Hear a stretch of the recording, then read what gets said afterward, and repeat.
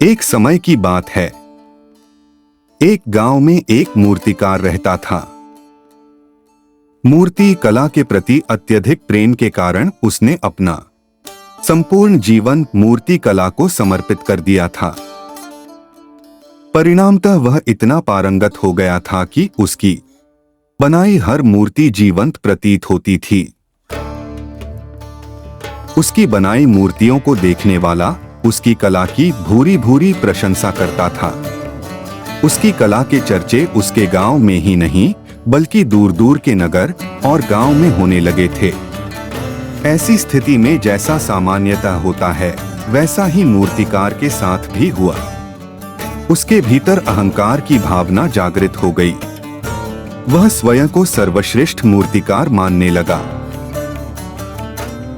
उम्र बढ़ने के साथ जब उसका अंत समय निकट आने लगा तो वह मृत्यु से बचने की युक्ति सोचने लगा।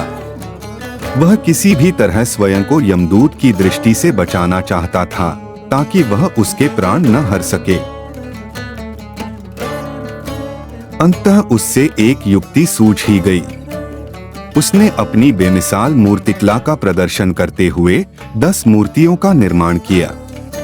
वे सभी मूर्तियां दिखने में हूबहू उसके समान थीं। निर्मित होने के पश्चात सभी मूर्तियां इतनी जीवंत प्रतीत होने लगी कि मूर्तियों और मूर्तिकार में कोई अंतर ही ना रहा। मूर्तिकार उन मूर्तियों के मध्य जाकर बैठ गया। युक्तिनुसार यमदूत का उसे इन मूर्तियों के मध्य पहचान पाना असंभव था। उसकी युक्ति कारगर भी सिद्ध हुई। जब यमदूत उसके प्राण हरने आया तो 11 एक सरीकी मूर्तियों को देख चकित रह गया। वह उन मूर्तियों में अंतर कर पाने में असमर्थ था, किंतु उसे ज्ञात था कि इन्हीं मूर्तियों के मध्य मूर्तिकार छुपा बैठा है। मूर्तिकार के प्राण हरने के लिए उसकी पहचान आवश्यक थी।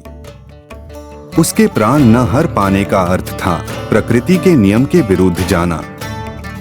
प्रकृति के नियम के अनुसार मूर्तिकार का अंत समय आ चुका था।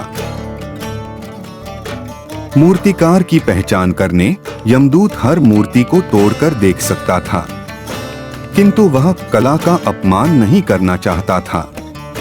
इसलिए इस समस्या का उसने एक अलग ही तोड़ निकाला। उसे मूर्तिकार के अहंकार का बोध था।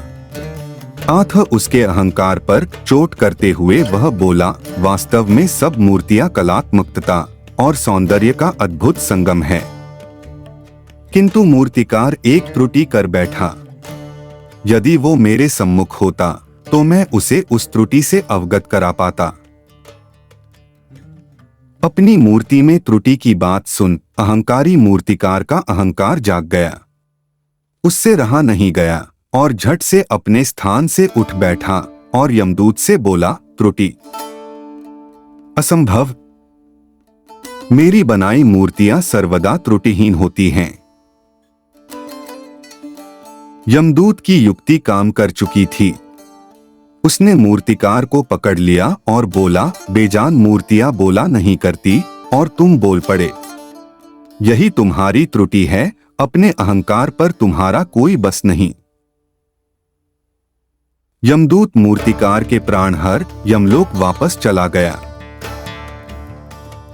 सीख, अहंकार विनाश का कारण है, इसलिए अहंकार को कभी भी खुद पर हावी ना होने दें।